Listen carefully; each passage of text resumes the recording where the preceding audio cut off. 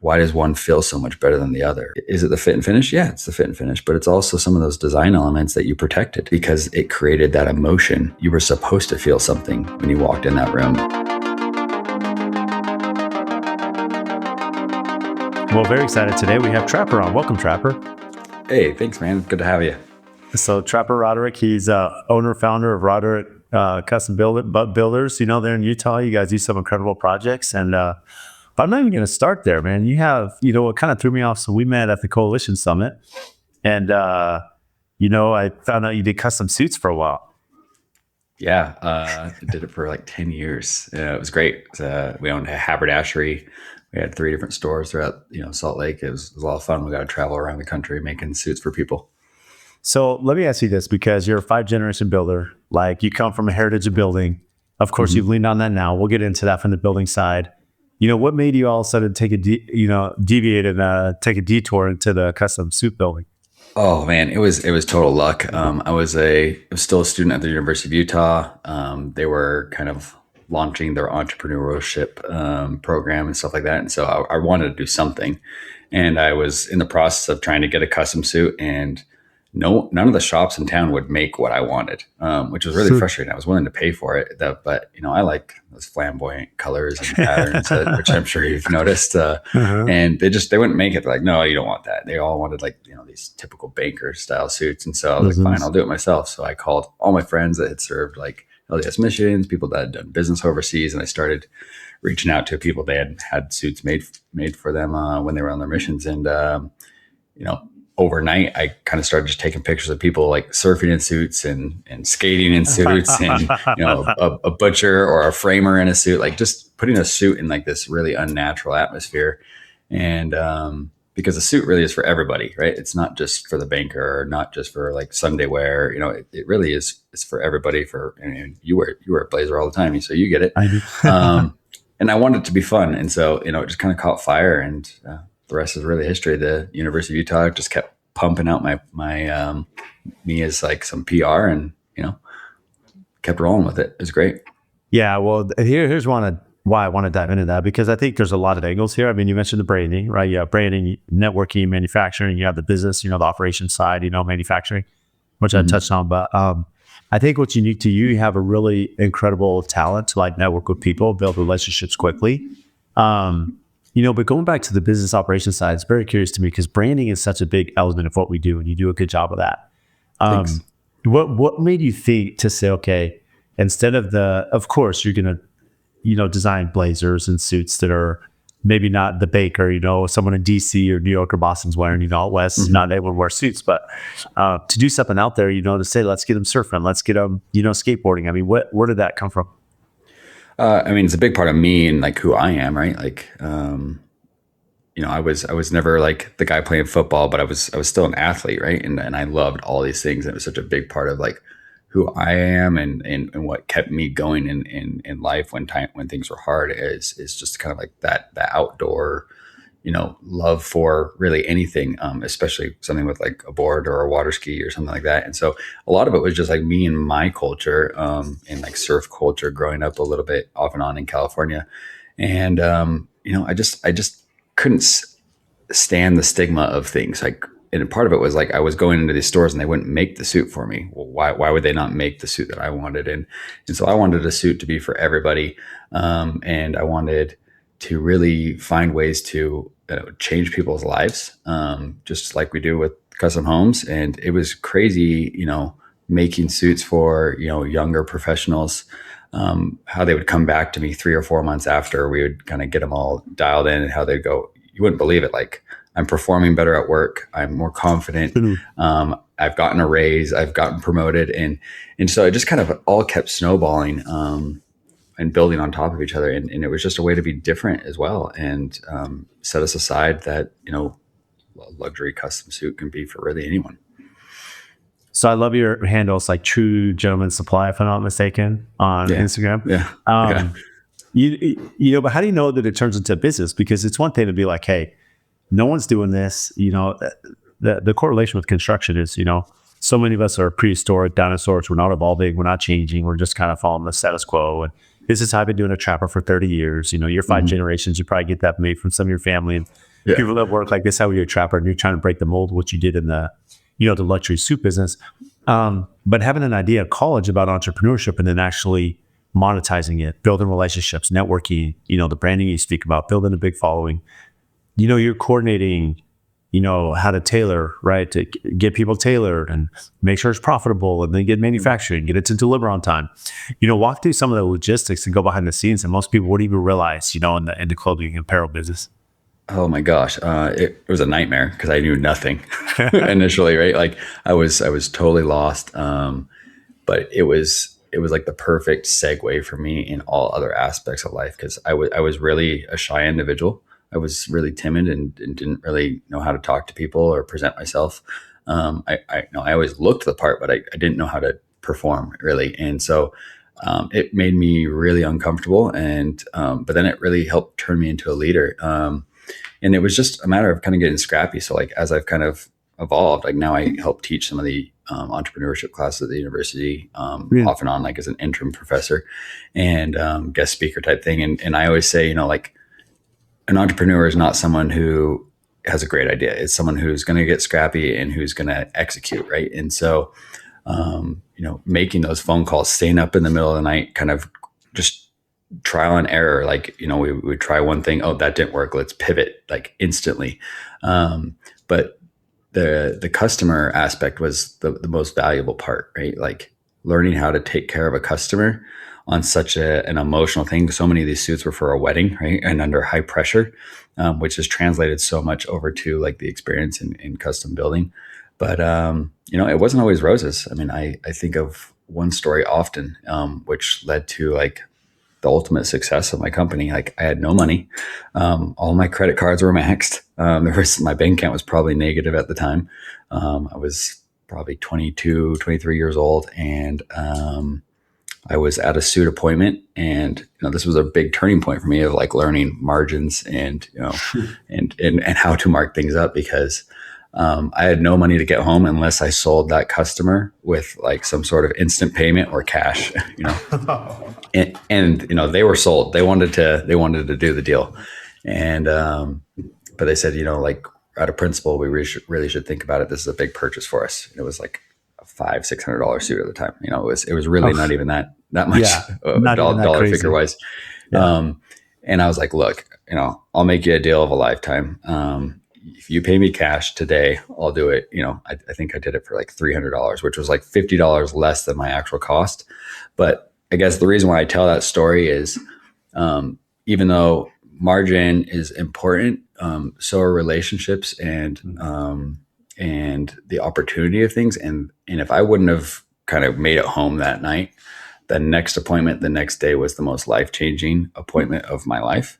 It was the president of Zions Bank, who had some of the most influential people in his office that day in the state of Utah. And they all bought suits for each other, which then has snowballed into my custom home building business as well.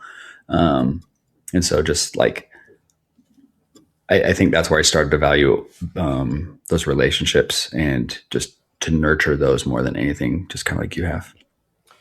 What I love about that, Trapper, is, the take home for me, I look back at my career, here's the thing. A lot of us invest in college, right? You're going to go take a ton of debt. You can invest, take loans. You're going to pay those back over time. Why are you doing that? Maybe it's to open the door. Maybe it's, self growth, right? Personal growth, right? Self improvement is what the word I was looking for there. Some of us, you talk about lost leader. They say at Costco that you go buy a chicken for $5, but you have to walk to the back of the store, and they don't make any money on selling those chickens, but they get you in the store and they're selling other stuff. So there's and where I'm going early on in AFT, I had a client that was beating me up to do their custom home for a set fee, so no markup, no margin. No monthly management for a super. I mean, it's just like, Brad, I'm going to pay you X, which wasn't very much. Yeah. And it was a big build. And it was one of those that at the end of the day, this was going to cost me a lot of money. Like building their home. This is not a recipe to pay someone to build their own house, right? Yeah. Essentially, because you have to cover overhead and payroll and everything else. And then you have to warranty the house and market it, all those things. Yeah. But again, you invest in different things. And what this did was for me, it put me in one of the most established, significant communities in Scottsdale. You have your sign up, you build this house, you have credibility with the HOA and, Yeah. the design group that's in there managing the install of landscape and everything. Point being is, to your point, it may not be a moneymaker, but what it does, it opens doors. And it's really hard for a lot of us to say, am I willing to take that plunge, play the long game for the patients down the road? Exactly. That's an awesome story. Now, for you, what was your biggest pain point as you look back? Things you didn't know, didn't see coming, starting that business. What were some of the bumps in the road? Team building. And I mean, I built this really cool team, but I don't think I didn't reward well enough in that business. There was probably people I should have brought on as partners, and I ended up selling the business years later. I mean, kind of sold it. I sold my customers. I kept it in case I ever wanted to restart it and do it again. But that would probably be still a business that's operating at a high level today if I would have brought those people on as partners. It's just like how you have some people on your team, or I have people on my Roderick builder team. But it was a good lesson that I didn't do that, because it's made me run my construction company totally different. Having CFOs, having vice presidents, having someone in charge of operations, and just keeping really good segregation, because I didn't do that very well. I was the boss, and ultimately I was the brand at that point. Like there was really, everybody wanted me, and my time was limited. So that was definitely the biggest lesson. And then just to get someone involved early on to control your finances, whether that be, that's your job and someone else is going to do everything else, or you're going to run the business and someone else is going to run the finances. But those were probably the two hardest lessons in that business for sure. Well, and I would imagine with yours, I mean, you're having to pay up front to a lot of your, vendors. You manage inventory and, different elements that a lot of us as a GC are not managing, but the cash flow is important because it's just something you don't learn in school. Exactly. I mean, we talk about this all the time at like Contractor Coalition. Like, you just don't really know what money is yours. Like, there's not just like a simple report that most people are taught to run, like a WIP report, right? And so most contracting companies are completely upside down, and they just don't know it. See, and that go ahead. Yeah, finish your I was just gonna say, and I had to learn that, early on with a different company that was doing similar numbers, just, in a different industry. The number say is tough because it took me way too long in my career to understand the numbers. And you talk about that, but a lot of us log into the bank account. I shouldn't say a lot of us. Where companies go astray, you log into the bank account and then they see dollars, thinking that money's theirs, that they could spend. Yeah. Without understanding when it's payroll due, health insurance, what deposits are out there that I'm going to have to refund back, or, material invoices if I have some of my trades that haven't, or suppliers that haven't invoiced me yet. It's just like when I was a kid, where I do give my parents a lot of credit. This is a long time ago before they had online access. So, I could go to the bank and I could check my bank account, but I actually had to keep a checkbook. Because you could write checks and forget you wrote those checks, and then all of a sudden people cash them and you have no money at the ATM when you go to pull out some money. And so, but it's good practice, very similar to that application, running a business that, there's a lot to your point with, and understand what that tax bill's due, and, so many things that can be missed that really puts you in a tough position financially. And even if you're a good person and you have good intention and you're an honest person, you can still make mistakes on the back end that end up, hurting other people financially. That makes you, look like you're not honest, which tends to happen, in the small business field of construction and our vendors. Totally. Yeah. It's really sad. I mean, I've kind of, once I realized that, because similar to you, like, even though I learned it, I didn't really learn how to apply it to construction like right away, and so now I've kind of made it a part of my personal mission throughout other contractors in our state, because I want to uplift our industry. I want to make sure that I'm raising the bar, but to do that, I need everybody else around me to also level up, so it isn't, contractors are shady, right? So like, it's kind of a little bit of part of my mission to help people understand their numbers now. So what made you get back to construction? I always knew I was going to be in it. I mean, the fact that I did suits is just so strange. I mean, I do love suits, right? But like, I knew, like, from as early as I can ever remember, I was going to be in construction. I just didn't really know how I was going to be involved and how I was going to make my own mark on it, right? Because, on my mom's side, they're this massive commercial company that, I mean, they even were in classes when you were in school, right? Like teaching. And, I didn't really want to go down that path, but I really admired what they had built. Like they built this giant, really cool legacy that, really anybody could be a part of, which was really cool. But I loved houses. My dad was a general contractor and a framer, and I did a lot of that with him, similar to being in some of the trades like you were. And so I really admired like getting my hands dirty early on, and had an appreciation for the build. And when my dad moved to Los Angeles and started building these crazy homes out there, like I really started admiring like the design aspect. So I thought maybe I was going to be an architect. So I actually went to school for architecture for 2 years, and I learned a lot, but I quickly learned like, no, I want to be a contractor. I can still be involved in the design, and I can protect the design, and that's kind of one of the things that, at Roderick Builders, we focus on is letting architects know that like, we're here to defend your design. And we understand that you had a vision. We understand that you were trying to create some emotion, and we're not just going to follow the plans exactly, because that's not always the right decision. So we want to work with you every step of the way to make it as great as possible, and protect your design, rather than just, letting the client run rampant, or just doing what is, what we've always done, right? We're willing to push the limits and really help the architect. And if I wouldn't have had those experiences early on, I wouldn't have maybe gone down that path. But yeah, I always knew I was going to be, just didn't know when I was going to make my own mark. It's a tough decision, because when you're balancing, mom commercial, dad residential, those are two completely different mindsets. They're completely different operations, work hours, complexity. Mm-hmm. How much experience do you have on the commercial side? To at least lean you maybe the, hey, I want you residential to know. Yeah, honestly, none, other than I got to see all the pretty aspect of it. Like my grandpa was, I got to go tour like temples and stuff like that as they're being built, and, go to like meetings, that were more just like celebrations of a building being done. So I didn't really, I think if I was more involved in it, I maybe would have gone commercial, I would have seen that's a lot easier life. In some ways. yeah, exactly. In some ways, for sure. But my passion was just, it was too deep in the luxury residential.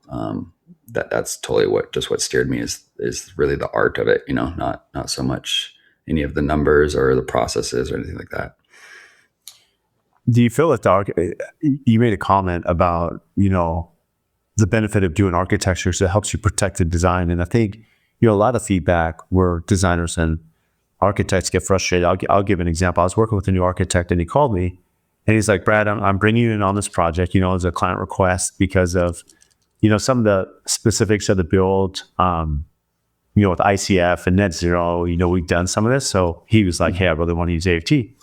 And so the architect is, he's very established in town. And the conversation we had, he's like, look, Brad, I've had this before where I brought in a builder, and all of a sudden they're trumping my design, they're making changes, they're doing value engineering, right? Like, what I go out and see built is not what I had designed for the client. And that's why the client hired me. And I understand that, there are times where we may over design or at least increase costs. So I expect you to, call me. And I'm like, absolutely. The reason you're hiring us is that the mistake I can make as a builder is just going to you, Trapper, as my client, saying, hey, I can save you 10 grand by, changing this deck. What I should do is go to the architect and be like, hey, we found this cost savings. What's your opinion on presenting this to the client? And they can say, well, this was an adamant piece, or the HOAs required it, or it's detailed. But at least if you're involved in it, they can find another strategy, right? And how did you? That took me time to get to that point. It really trial and error, feedback. How at such a young age, coming out of college, how did you understand the value of respecting the design team?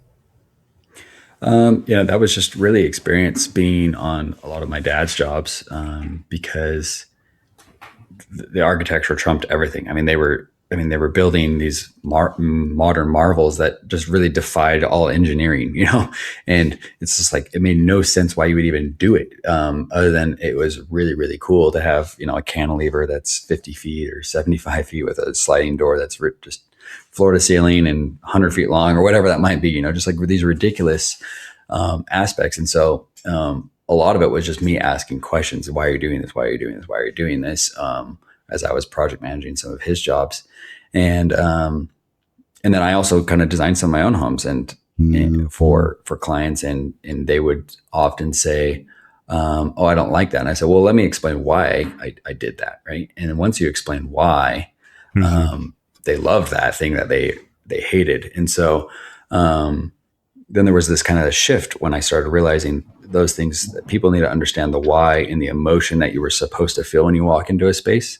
And that's really the difference between a lot of homes, right? I mean, in your market, you get to go through all your homes and all these other homes, and one might be 7,000 square feet and $10 million, and the other one might be the same numbers, but why does one feel so much better than the other, right?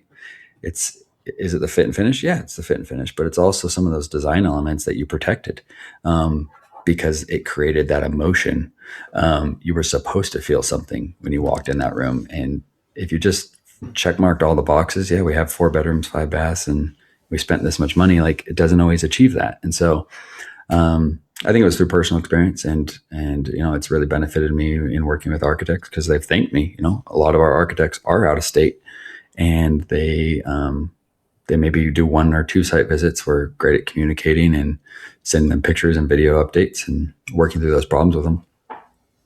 I mean, you mentioned that you were shy, right? You were shy. You had a hard time speaking to people, and here you are now in the custom suit world, and maybe it started out at $600 suit, which most people are like, $600 for a suit. I mean, as you get into custom suits, you realize that's not terribly expensive, but some people listen might be like, I go to Men's Warehouse, spend $200, right? But point being is you're starting to work with affluent clients, high-end clientele, luxury clients. How did that experience help you or season you now that you're going into construction and now you're selling someone on a $2 million home, a $5 million home, a $10 million home?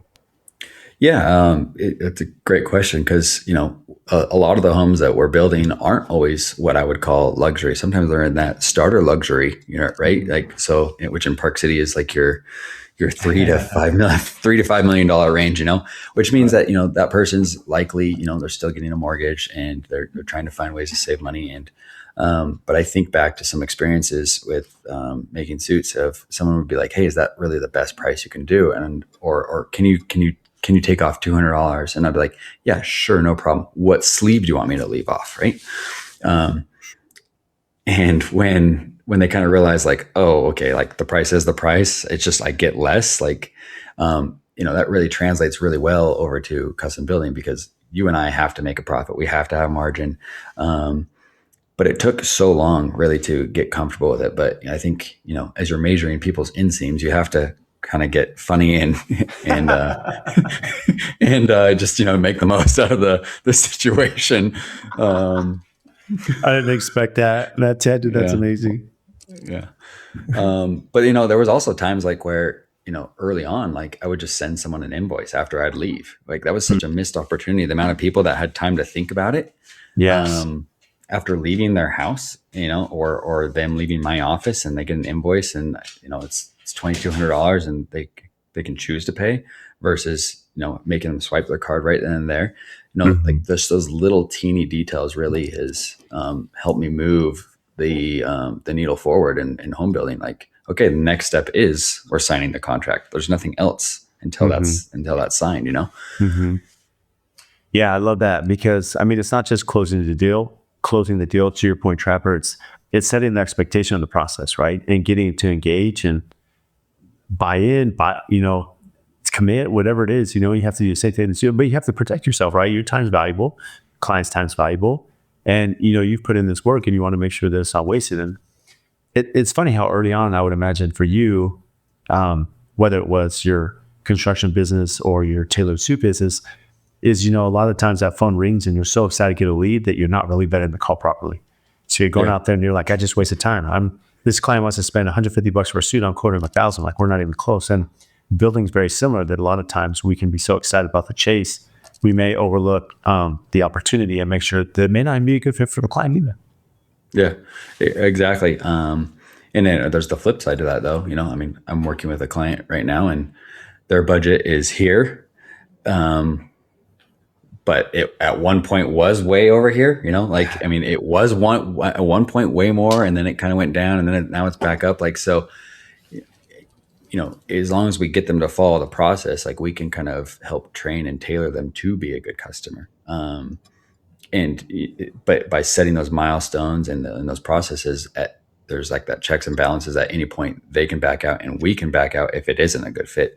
But if you kind of get through all those stages, then you've made each other stronger to be a better fit in the long run. What made you decide, hey, I want to start, Roderick Builders, as opposed to maybe let me go to dad, chase the family company, go build these incredible homes in LA? Was that ever a question? Did you ever toil back and forth between the two? Yeah, I mean, it's always been in the back of my head, right? Like, why didn't I go to LA? Like, I could be building the most amazing homes, but the quality of life just isn't that great in Los Angeles. It's good weather, but it's just really not that great quality of life. Everything's far away. You're always in traffic. You're wasting time. You're dealing with coastal commissions. It's just a lot of wasted nuance. And what is important to me is being able to spend time with my family, being able to go to the lake, not sit in traffic all the time, being in the outdoors. I mean, I do love surfing. That's really the only main drive to be out there. But and I want it to be my own. I mean, even though Roderick Builders is Roderick Builders in Utah and Roderick Builders in California, and we do help each other. Mm-hmm. I wanted it to be very separate. We do run our businesses a little bit differently. And there's been ways that we've been able to help each other. But, and I have great partners here in Utah where, it would be a father-son relationship in Los Angeles. And mm-hmm. So we do have that. We do work with each other. But those deals are different, right? Who is the leader, whose role is what, right? Where in our Utah office, it's much more cut, clear, and dry. And in Los Angeles, like those homes that are taking 4 or 5 years, like it's just a drag at that point. Like, I mean, I know you've had jobs that have gone, more than a year or two, yeah. And you are excited to get that done. Like it's a burden on you in that last push, and I just never really wanted to be burned out. And I'm able to build a lot faster in Utah.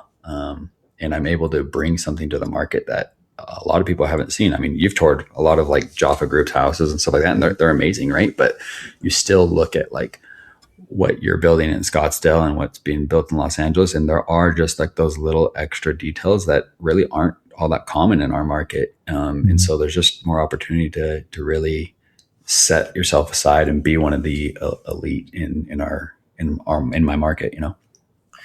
It's really smart. I mean, there's a few different dynamics, and I'm not saying it was this way with your dad, but a lot of feedback, from the next generation, right? That's coming in, especially today, right? Marketing's changed, branding's changed. We touched on that. You have social media, you have AI coming. And so there seems to be this, disconnect between the way the dad's built the business or the mom, and then, the kids coming in. It's tough. It's a tough dynamic. Where's my role? How do I fit in? What does the buyout look like, right? There's a lot of elements you have to play in. And, there's that element too. But to your point, even more importantly is, yes, you have experience from what you saw your family, and now you starting your own company in the Utah market. It's okay, well, how can I level up and do some details, do some designs that are unique, build, to your point, hey, I do my soup business. How can I build my operation differently? And that's what I think I appreciate about you, Trapper, is not everyone has that mindset that they want to not just build homes, but build people, build an operation, build an organization. And there's a lot of elements to that. Well, yeah, I really appreciate that. And honestly, you are a big inspiration to a lot of that. I mean, I've told several people about you that there's not really a home builder in the country that I think has built a more impressive team and culture.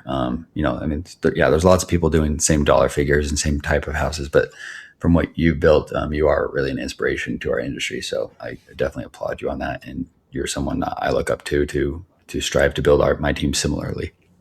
Man, well, thanks, Jeff. It means a lot, man. I've been around great people, great mentors. I'll give credit. I have a great team. I mean, you've met a lot of my team. They're incredible. Yeah. They're awesome, right? Rock stars.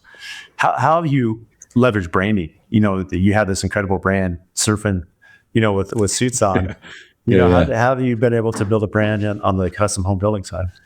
I mean, honestly, it's been harder for me. especially being, like where we have this tie to California, and a lot of our projects still are in California, how do I still showcase myself as Mr. Utah, or a local Utah boy that grew up here, right? How do I Yeah. showcase that I have mountain experience? How do I get the local architect to want to consider me, right? Because a lot of our designs are very West Coast, and we've worked with a lot of West Coast architects, and so it kind of sometimes looks like we already have it figured out. So it is actually a pain point for us, where to the point where we have considered, should we do a full rebrand and get rid of Roderick, attached from the name? For now, it's still working just fine. The history is great, from both a last name perspective of Jacobson or Roderick kind of being married through me, which is, Mhm. that's benefited me. And the fact that we've worked on amazing projects definitely benefits from branding, and is some of the same brands that you work with, they want to work with us because they see the flash, but yeah, there's conversation that exists, and should we rebrand entirely? Hmm. Yeah, it's tough. It's a tough, the branding side's tough. I mean, I think the name's great in itself, but to your point, I mean, there's other ways, even outside the name, outside the logo, that you can, brand to your point, doing Yeah. some unique architecture, right? Some unique designs that are at the forefront. And you touched on that you guys are trying to push the needle. How have you found your clients, like business development? Yeah, very unorthodox. I think, I rarely get a client through like an architect. That's one thing that we're making a big push for, and throughout 2026 is making sure that architects are at least considering us, because we do protect our design. So we're actually having other architects, like reach out to other architects and let them know how great we have done for them. But typically real estate agents have been like a big part of our find, because we are so educational. We are so tied to this market, and we understand it better than most people, because most of our clients, I should say actually 100% of our clients, are out of state. Mhm. It's really weird. I've never built a home for someone who is from Utah who lives in That's Utah. amazing. Yeah, it's shocking. And so, yeah, these real estate agents are like, oh yeah, Trapper knows the market. They love doing spec homes. They'll kind of guide you through the path if you want this as an investment property, or a legacy property for your family. And so that's really how we find a really good majority of it. And so we do have to have very tight relations with those agents. Yeah, the agents is really good at, because most of them are first boots on the ground, right? They hit the real estate Mhm. agents. They're looking at property, land, and first question from a potential out of state client, who they can design this, who can build it, who how have you built those relationships with realtors? Because I think that can be a challenge for a lot of builders to figure out what that looks like, how to build a relationship. Sometimes they can lean on you for a large commission back, right? And you have to balance that. Okay, well, how do you balance that conversation? Because I'm sure you're getting that too from the brokers. Yeah, I think that was my first question I ever asked you, is how do you balance that? I remember your answer very vividly. But yeah, it is a pain. It's a pain point and a blessing at the same time. So we've kind of come up with a plan where, we will pay 0.75% on the build cost to customer, to a real estate agent for that referral. And if they feel like they deserve more, then we expect them to do more, meaning that we want them to do monthly walks with us and do social media posting and some of those extras, because real estate agents need content too, right? And we are doing a lot of cool things behind the scenes, whether that be the meetings, or whether it be the way we're detailing out our spray paint on the house, and how we're marking things. So like, we want them to kind of talk about that experience, and showcase what Roderick Builders actually does that sets us apart, and how as a team, we are very involved on site. It's shocking to me how many contractors in my area, I don't ever even meet them or see them on site. How do you build a home and not go to the job site? Like, you can't just trust your subs all the time. I mean, there's some that you can, but you still need to check and validate and guide. And so I think by having these agents kind of see how involved we are, that's really been a a big part of it. And then inviting them and being proud of our product. You know, it doesn't matter the product type. Like, are you proud of it? Do you want to showcase it? And so we invite agents to come to lunches and dinners and any open house that we might have. It's great advice. The reason I say that, Trapper, because I think a lot of builders, architects, designers struggle on the referral. Like, how can the realtor still be involved? The reality is a lot of the realtors are active on social media. I mean, they're all building voices and presence. I think one of the professions that's most active on social media are realtors, like at least in Phoenix. Yeah. I mean, that more than any industry, more than the builders, more than I mean, it's constant, it's daily. They're on there. And so adding that element, which is now another microphone or voice for you, or, for the Roderick building team. I mean, it's a great strategy to bring them in and say, okay, well, this is what I'm going to expect from you, and how we can hand carry this deal to, make sure it gets completed. Yeah. Well, yeah, thank you. You kind of inspired that based off of your answer of like, nope, this is what we do. So yeah, I do appreciate your feedback. How, you mentioned that you're pushing, from the reciprocity, as you've come in on the front end, how do you strategize what architects and designers you want to bring in? What are they doing to either build a reputation or, brand where you're like, hey, I want to be working with them and I trust them to serve my client. And also what's really tricky about you bringing in the design team, if you're not design build, is you're kind of relying on them because you don't get paid, Trapper, till those verticals. So if there's hiccups or delays or they're busy and, a 10-month design takes 18 months, client could be like, hey, we're done. We're just going to buy spec or move in. Yeah, for sure. It's a tough element of what you balance as the builder. Yeah.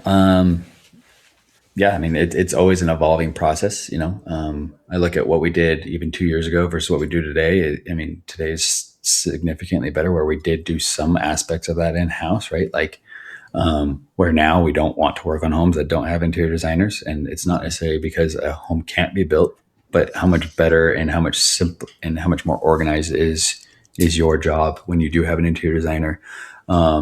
Architects, I mean, we want to work with architects that are great with detail and great with vision and who are responsive and not just so stuck in their ways, because there should be good collaboration, because we are the ones that are helping their vision and their dream come to life. So, I guess when I target a architect myself, for a client, I want to know all architects as much as possible, because this architect might be a better fit than this person for this particular client. Right. And, this one might be way too eccentric and this one might be, way too Italian, right? Or whatever that might be. Right. And so, really understanding what the strengths are of each architect, I think, is really important. And then, another thing that we've really kind of pushed for is what architects are more of like that up and coming, like who's going to also provide potential work for us, right? Not just us giving them work, but who's also going to provide at least put us in that conversation for when that right client does come along. That's a good fit for us, because most architects have their go-to builder, right? I'm sure you have a couple that there's like, oh yeah, AFT top of my list every time, right? At least if you're in this market, right? And so we want to make sure it's collaborative. It's a give and take, because oftentimes I do meet them before and vice versa. But it's really interesting how many architects out of state are working in this Park City market now. I talk to a new one, like I swear once a week, that's from a different state and city, See, and that makes it really tough because you have such a unique market. Park City, Deer Valley's exploded. I mean, the amount of building and construction is like absurd compared to anywhere else in the country. And what is tough, I can imagine for you, is, how are you building the presence and a voice when, these clients who are 100% out of state for you may have done 2, 3, 4, 5 other builds, and they have a great architect, they have a great designer. Now it's like, okay, we got to find the builder. But, how do you stay competitive in a market around Park City with so many builders and trying to stick out? Yeah, no, it is really, really hard. One of our big focuses is we protect not only that design, but we also are really protecting the wallet. As cost plus builders, everyone thinks that we just want the client to build bigger and spend Right. more, right? I mean, and no, we don't, right? We want to make sure that the day they move in, they've got so much equity, or that before they even move in, they've got an offer on their home that they almost can't refuse. I mean, because that's such a good feeling, like, because then all of a sudden that client wants to do it again. So I mean, that's really the only way that I've been able to figure out is, build more relationships, make sure everyone knows what we're great at, but help them understand that we also build spec, and so we know how to protect their investment and make sure that they are in a position of power to either, sell, flip, rent, whatever their end goal is, right? So I mean, that's kind of like our angle is those two things, but I think there's plenty of room for improvement because it is very hard given how much is going on in our community. Yeah, I think we're very similar this way in the sense that as a cost plus builder, I still stress all the time, like how can we keep costs down? How can we be, less expensive? How can we make this work? Because you just know deep down how expensive it is to build a house. How many things are to consider for the client, and at the same time, I understand the sensitivity that no matter what you do in the brand you built, people still care about budget. They still care about value. They still care about you being a good steward of their investment. And how can you show that? How can you prove that? How can you work? And we're always trying to find ways where we're not jeopardizing the quality or the experience, but how can we be more cost efficient? And it's really tough, not just in our market, but I just think as a whole in construction with limited workforce and cost of material and goods and fuel. I mean, there's just so many things that impact us for 2 years of construction. Totally. And like I have a couple clients from Scottsdale right now, and oh, thanks for that, bro. yeah, no, at least I'm sure they're doing no, skiers over to you. yeah, exactly. But and they're in the construction industry, and so like they know what it costs to build there, and our costs are similar, but they're just organized differently. Like your tile labor is probably way cheaper than my tile labor, because you guys do tile everywhere and we do it almost nowhere, and so it is kind of hard to sometimes educate someone like why our insulation bills are so high. Like, oh, well, because we have freeze and thaw, not just heat, like our air conditioning and heating is different, right? So heated driveways just murder people that are from out of state. They have no clue what that costs, so that's a really hard part, is educating our clients from across the country that aren't used to like our harsh winter and summer conditions. It's important you bring that up because as familiar as you have to be with cost in your market, you also have to be familiar with how other builders are presenting it outside of your area. I know you probably have a snow removal line, right? For certain, allowance for the client, which biggest complaint. So speaking about that, I mean, you have a client coming in and saying, well, Trapper, that should be part of your job. Like you should do that anyways. The house should be clean. Snow should be taken out. And you know what? Like I would say most of the time, you're right. It's just part of it, but there is an instance where we get 9 feet from one storm, and what am I supposed to do? Like, that's ridiculous. That's going to take 2 days to shovel between all the studs and whatnot. Right. So, cause we don't stop for winter, right? Like you just keep moving cause you can't control that. And like a year like this year, like we had literally no snow. And then 2 years ago, every foundation we dug got filled in with snow 5 times. Right. So you just have to kind of tell the stories from experience. You got to, and so you have to remember and be a storyteller. And so that you can say, really show them pictures like, well, so what do you want me to do when this happens? Because this is otherwise they're just going to stop working and they're going to wait till the snow melts. Do you want to do that? Yeah. But see, that's where the confidence, the experience, understanding, because it'd be easy to say, yeah, you're right. I'll take a bath on that. I'm not going to put that in, but having been through it and you understand the costs associated. And the reality is, as you mature in business, I think a lot of people, there's a different way to explain things. I mean, any business, when you think of like a candy bar, like Snickers or something, they're going to have operational costs. They know that trucks are going to break down in shipping. And, these are costs that are associated in all these firms because it's just the reality of business. Like generators go out, it snows 9 feet. Like, for me, we have, our issues with, in Arizona, and it's like, you just have to look at, one for us, it's like dust control. The farmers can spread as much dirt in there, dust in there as they want, but that's, the builders, we can't even have anything. Like, we have to spray it Yeah. down. And, there's a cost to have someone out there watering your dirt all day, Mm-hmm. until we get to a point that it's compacted and, we can operate. So yeah, but the reality is, it's how do we explain that to the customer so that they feel that we truly understand, that we know our business. And how do you feel your business today as opposed to maybe early on? Oh my gosh. There's not a job that could be thrown at me today that, that would scare me to the point where I'd be like, oh, I'm going to screw up. Right. Like there's just not one. Like, I think there's a little piece of every job that you're like, oh, this is going to be interesting. Right. But like, they're all interesting to me now, where early on I'm like, ooh, this is going to get wild, like this is going to get a little cowboy. And I think the fact that I know my numbers, I know what I need for, overhead costs is huge, right? Because a lot of builders just do cost plus 10 and they think that they're going to survive, right? Mm-hmm. So they're going to go under real fast. I love my market and I understand my market, which I think makes me a better leader and expert in this market than a good chunk of the builders also. And so I think because that confidence and that understanding of it, as long as I can get in front of a person, I know I'm going to be considered, because I not only do I care, I also hate that they're moving here and ruining my state.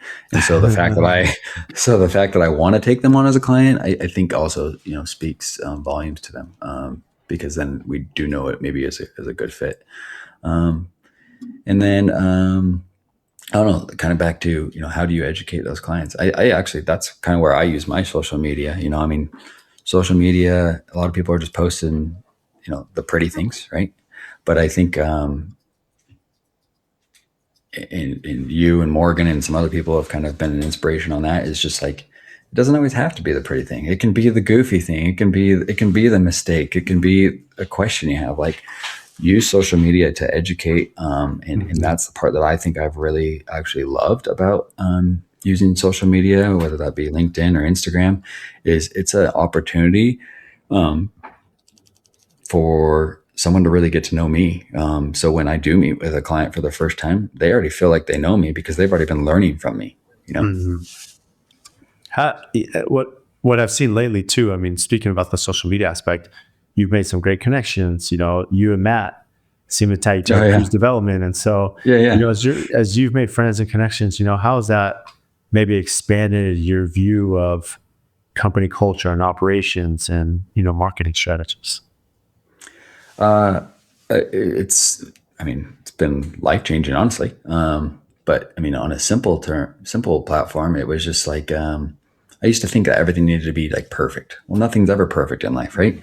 And so I was really only showing finished products. But when you only are building, 5 or 7 homes a year, how are you showing only finished products? Yeah. And work and being a contractor is already hard enough. Even though I love what I do and I would love for people to join our team, I wouldn't recommend it to anyone as a first choice of a career path, right? And so since it is like such a hard grind of an industry, like there's so much fun and beauty that's also happening. Like whether you're pulling up to the job site early in the morning and you see the tile guy walking out of the house in a blizzard, like there's some beauty in that. And so like, why not just really showcase like the beauty and the fun atmosphere of construction, right? Like it as serious as it is, it doesn't need to be as serious as, what business is supposed to be. And I think that's where I've really, liked the networking and the social media aspect of it. Is it just makes it a little bit more fun,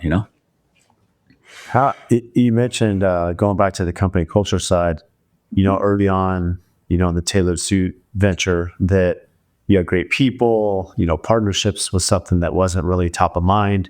And it's hard to retain good people. At this space, yes, you touched on delegation and empowerment and, letting them in their roles. How have you strategized now to bring on good people, to keep them, to train them, onboard them?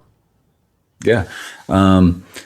Well, about 3 years ago, we had like an amazing year. But just from a growth standpoint, well, it was probably more like 5 years ago. 5 years ago, we had like an amazing year of gross revenue, but it wasn't like an amazing year from net, right? Yeah. And Yep. We've and all been there. Huh. yeah, and so we kind of just like scrapped the whole business model, right? And we just said, okay, you know what? Like every quarter, we're gonna pick a couple things that we're gonna pivot on, right? Mm-hmm. And they might be micro things, they might be big things, but we really involved everybody. I mean, we have some of our employees are like in-house tradesmen, right? Like all we do most of our own finished carpentry in-house and our plasters and paints and things like that. So, um, you know, we got them involved, like even on like the project manager and planning side, because all the things that we do up to their point of finishing, really affects them. And so, um, and then we play to each other's strengths, right? Like I know where my strengths are, and I know where my partner Zach's strengths are, and we have no problem calling each other out or calling each other early in the morning or late at night, and just like kind of hashing it out. And without him, I would be totally lost, and I think that goes vice versa. You're just really playing to each other's strengths and letting everyone be involved in really every aspect of the business, like no matter what level you are. I love that you do like these big team walkthroughs, right? Where everybody's walking through it together, because everyone's going to see something different. And it's kind of that same philosophy, but just like through every step of the project of like, hey, here's a job that we're bidding right now, guys, right? Like, what do you guys think? Is this one that we want to do? What do you see being hard on this? And I think that's been great, as well as like the occasional, like, hey, let's go to lunch, everybody, or hey, we're going to go to the lake early in the morning. You guys want to go to the lake? That's cool. Making sure that there's Christmas parties. I mean, even if it's something small like Topgolf, it makes a difference. How do you handle stress? That's a great question. It used to be, like just getting up in the mountains, going skiing or camping or something like that. Now, I definitely still have my days, but they're much farther and fewer in between. But I try really, really hard. My wife may disagree, but I try really hard to set my phone aside the second I get home, and just that hallmark moment of your kids, daddy, and like running to you when you get home. I mean, that honestly just makes all of it go away. Doesn't mean that it doesn't pop back up later in the day, Mm-hmm. or at night or something, but I just the family. I mean, it's the biggest stress reliever. I mean, it's also part of the stress driver. You want to provide for them and be able to give everything you can to them. But that's what does it for me. And then just knowing that I have a great team in place, and I think the fact that there's been moments where I was super stressed or depressed or frustrated or any of that, and guess what? The same problem's still going to be there tomorrow, so it doesn't have to be handled today. And there is instances, yes, it does, and you just say, okay, I'm going to do it. But knowing that it's not going to make a difference really, whether it's today or tomorrow. So just take your time, think on it, slow down. It's going to be just fine.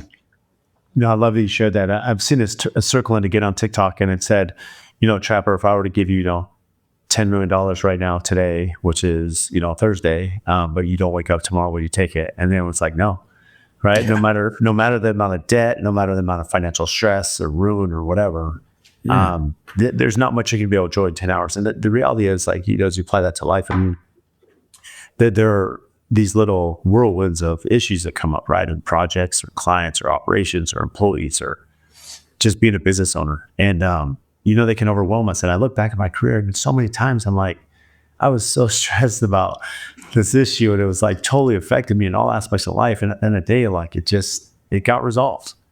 And and maybe it wasn't the best resolution or the best resolution, but it's still, it passes.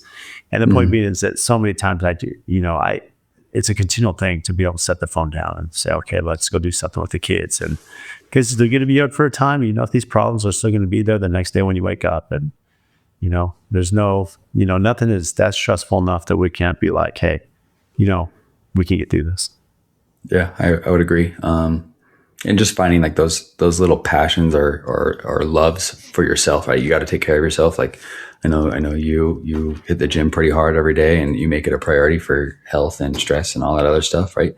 I think everybody needs something like that. And for me, like, I love, going to the lake, I love skiing. I love camping. I walk my dog every night for like an hour, and I just nice. I'll call someone I haven't talked to in a while and just catch up. So like just those little things, I think it makes a big difference. Speaking of stress, what keeps you up at night? a lot of things. Lately, we're getting ready. The family's getting ready to move to Heber. So we live down in the Salt Lake Valley. We're moving up to Wow. Heber. So that's a big step Wow. for us. So that keeps me up. Are your kids excited? They're nervous. Yeah. It's a They're big very nervous. It's change. a very big change, even though it's like a 45-minute drive. No, but But it's again, 45 minutes. That's different friends, schools. I mean, it's a big totally, deal. yeah, yeah, it is a big deal. But I think it's going to just be better for all of us, right? Like we can go to the lake at 6 or 7 p.m. at night because it's 7 minutes from our house if we wanted, right? Yeah. So I think there's just going to be a lot more family activity.